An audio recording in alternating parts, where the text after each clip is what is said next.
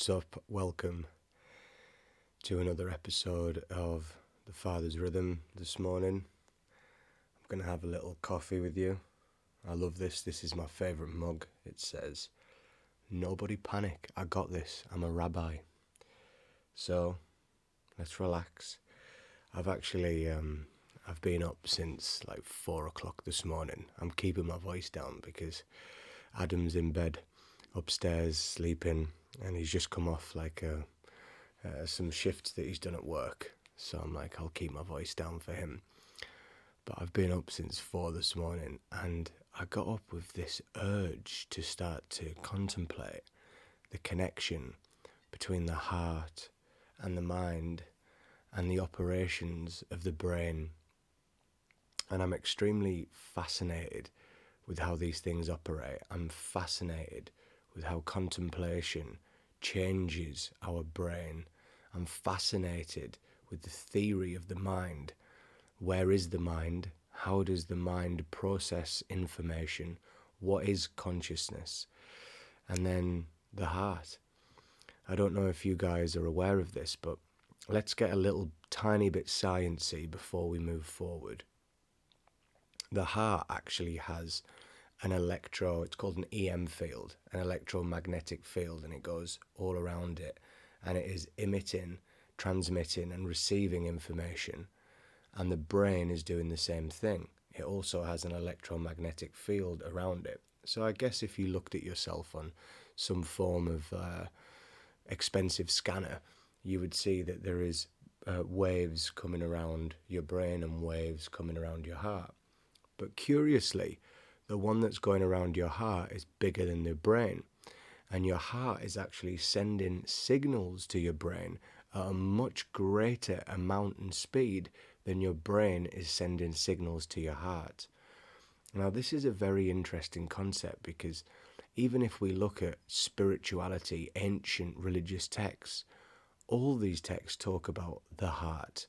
Even if you go back to ancient Egyptian times where they used to weigh out the organs, they place such a significance on the heart.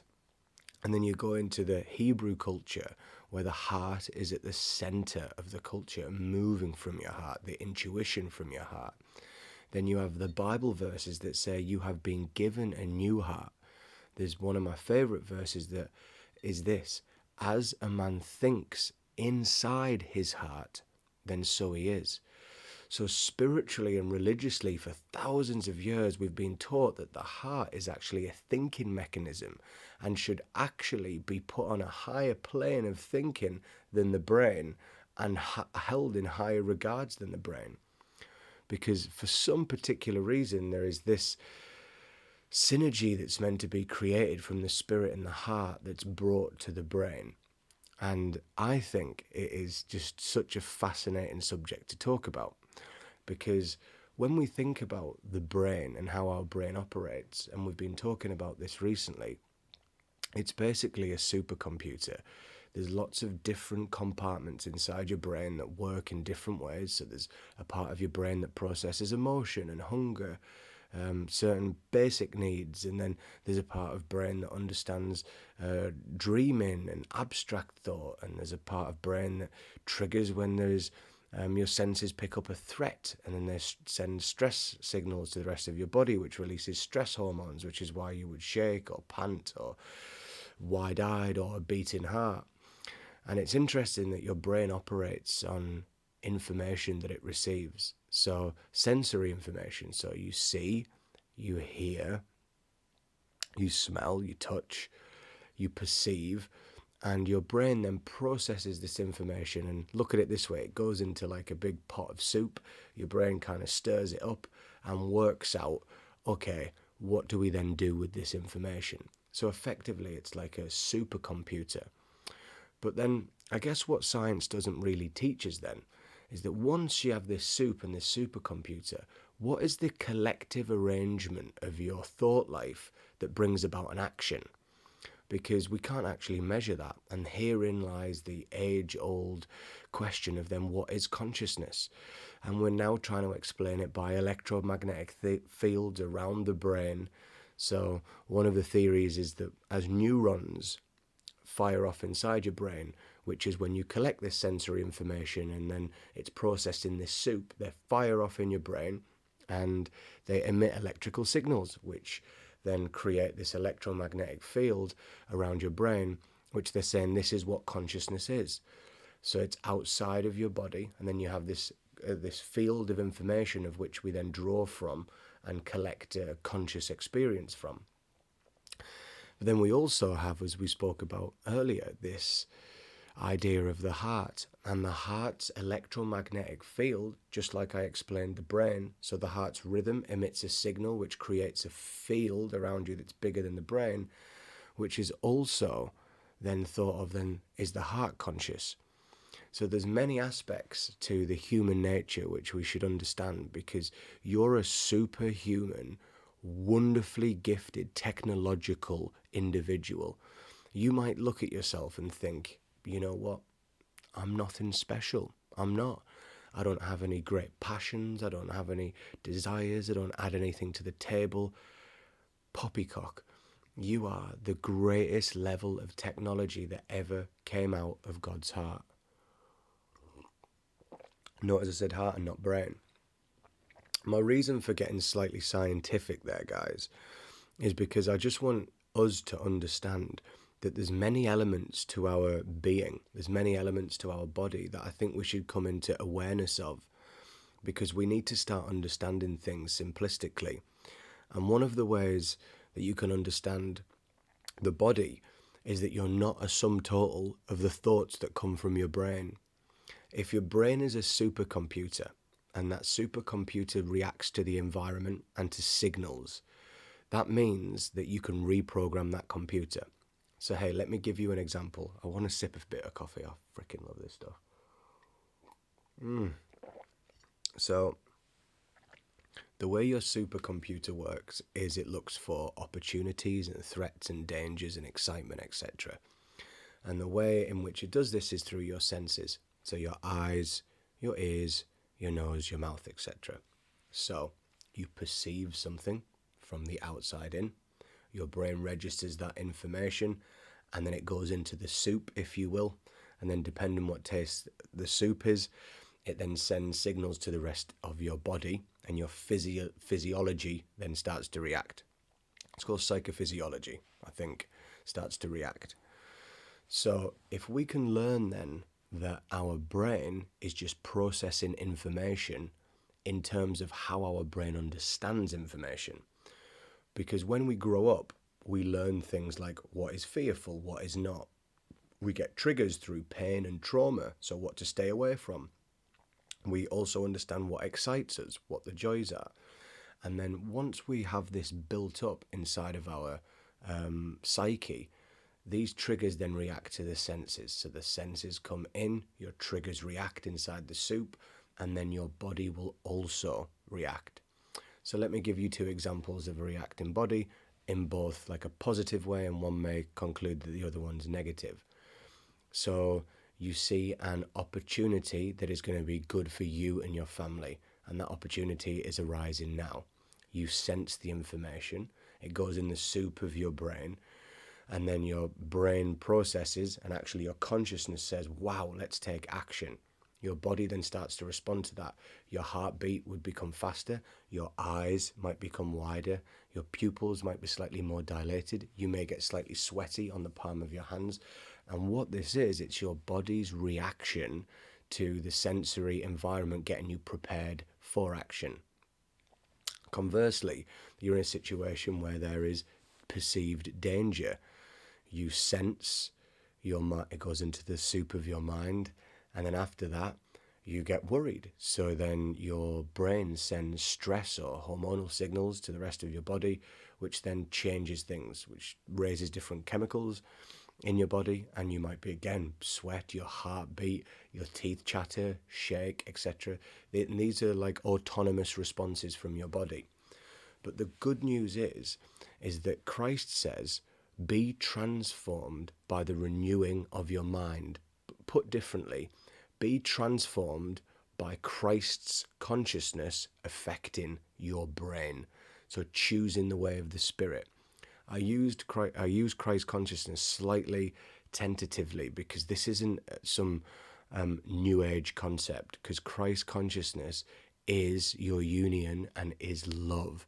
Christ is a person. Just like you have a mind and a brain, the Jesus Christ as a person also does, and he wants that mind to be in complete symphony, dancing with you in your union. Okay? So, as we can see by what I've just spoken about, the brain is just reacting to information. So what we can do is rewire our minds. Now, how do we do that? Well, we say, Jesus, take me on a journey to have my mind renewed. So literally inside our brain, where there are neural pathways that have been created by our environment and experiences of life, we can actually build neural pathways. This is called neuroplasticity.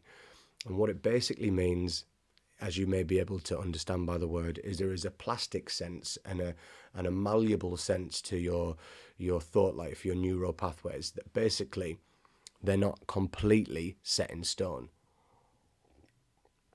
Which means you can change your pattern of thinking. And how you do that is over time and repetition.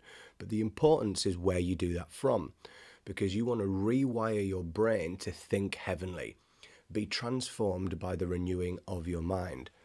So what that means is if you think differently from a transformed view, from a heavenly view, then your brain will be rewired to think like a heavenly brain, and it will reflect what is in heaven. Your body will start to respond like that. And this is the journey of transfiguration. Your mind, brain, and body coming into alignment from the spirit, receiving information from the heart. Because we spoke about on the early stages of this video that our heart is a greater thinking tool than the brain. So what we need to do is, from our spiritually aligned new heart, remember the Bible says you've been given a new heart. And Justin Abraham actually says, move from your brain thinking to your heart thinking. So we move from our heart thought life. And I'm going to interject with a little bit here. There's something called heartmath.org, and it's really interesting.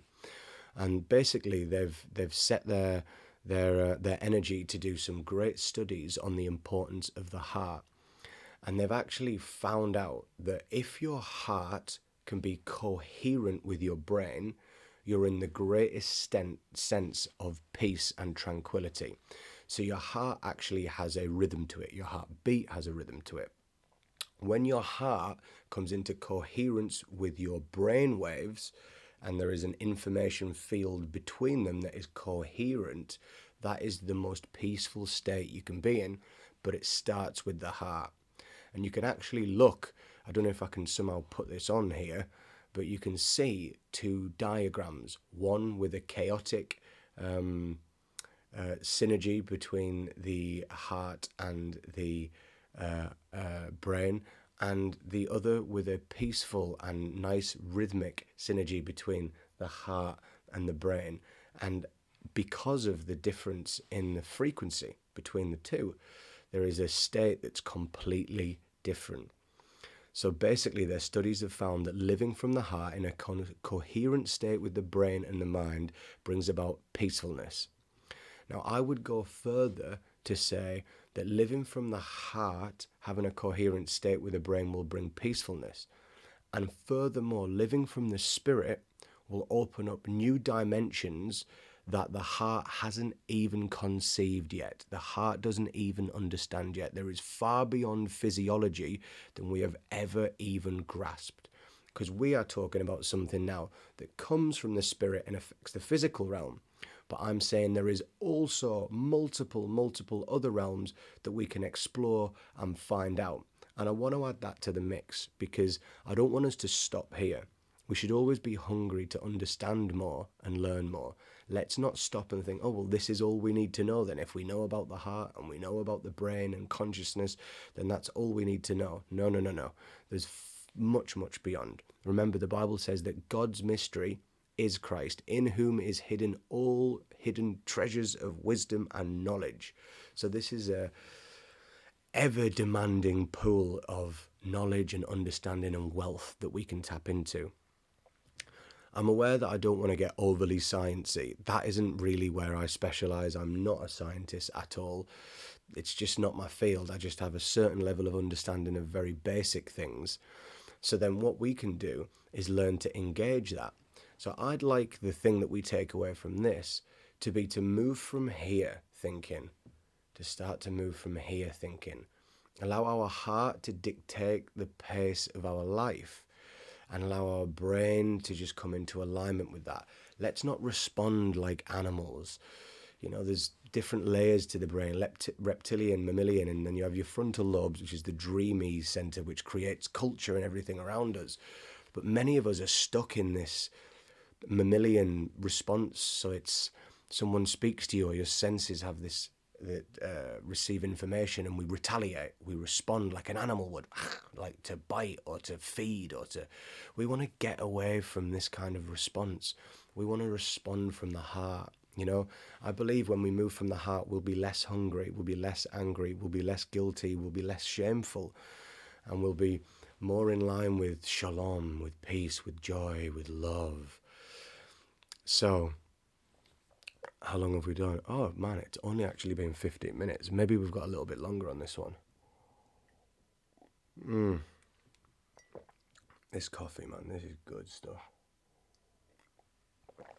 So this has been the sum total of my 4 a.m. awakening. It's like just past 6 o'clock now. I woke up with thinking about these things, which is interesting because even if we think about that, my belief is that as I wake up, I'm actually getting information from the spirit into my consciousness. So let's look at that as the mind, and then my brain's receiving it and trying to put this together to then articulate it. And maybe that's what revelation is from a scientific point, hey? It's from the spirit world, if you will, through the mind, which is the electromagnetic field, and then into the brain where you can try and put together this information to collate your conscious understanding of it. But now I'm getting a bit flipping it. You can tell I've been reading some stuff, or thinking about some stuff. But let's just relax. Because we're not an information-based movement. We're not moving on information. We're moving by love. We're moving by love. We're moving by ease. We're moving by ease and love, and everything is light. My aim here is just to enlighten us slightly to the different dynamics of the human body, because recently we've been talking about spirit, soul, body, heart, mind, and gently over the course of the coming weeks and months, I'm just going to expand on it a little bit more. And guys, you're not going to understand everything. I don't understand everything. I'm an absolute rookie. But what we're doing is together we're just developing and learning, and we're picking up little snippets. So it's not about taking away what you've heard today and going, oh man, I need to know X, Y, and Z, or I need to research it all. It's about just taking whatever settles with you, settles with your heart, allowing words that are spoken to you to sit in your heart and then grow. You know, sometimes I've been to these conferences or these great big huge events, and I'll listen to all this flowery amazing stuff, and I take away just a little seed, but that seed grows in my heart and it becomes such a beautiful tree. So there might be just one thing that I've said today that you go, wow, yeah, let that thing settle. There might be a few things that are just, wow, that's over my head. You've talked way too intellectually for me. The truth is, guys, some of the books I read or some people I listen to, I'm like, what? And I've got to go on Google and work out the words. I'm like, what the heck does that even mean, man? And sometimes the words are that difficult to read. I put Google sound on, type the word in so I can hear it, because I'm like, I keep reading this word in this book, but I don't even know how the freaking thing sounds. So like, this is why we're not going based on intelligence. We're not doing that. It's not an intelligence movement. This is just a movement of love. It's a movement from the heart. It's a movement of transformation. It's a movement of the real you being on show for the world. So here, let's just recap some of the takeaways. The heart thinks bigger than the brain. Move from your brain thought life to your heart thought life. Let your heart dictate the pace. Wow, for your brain. Your mind is bigger than your brain. Your brain is a supercomputer. Your mind, let's put the mind above your brain, can organize that supercomputer. It can tell the supercomputer what to do. You are not the sum total of your excitement or your anxiety.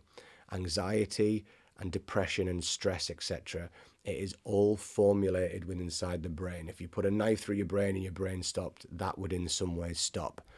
So learn to control with your brain. You have a spiritual dimension to you that goes way beyond anything that I've mentioned.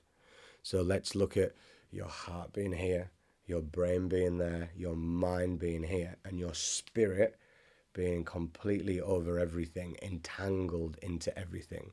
And your spirit is the fullness of who you are. And as we spoke about recently on some videos, your spirit has the ability to interact with the spirit world and heavenly places, which has far much more than we could ever care to dream or imagine. Brothers and sisters, friends, you are technology that is beyond the human imagination. You were formed in the heart of the Father before creation began. If you have ever had a low opinion of yourself, perhaps this slightly changes that. You are greater than you can ever believe, and you are fine just being you. Guys, I've enjoyed this so much. Shalom. I hope you enjoy this video, and I'll speak to you guys soon. Bye-bye. One more sip. Bye-bye.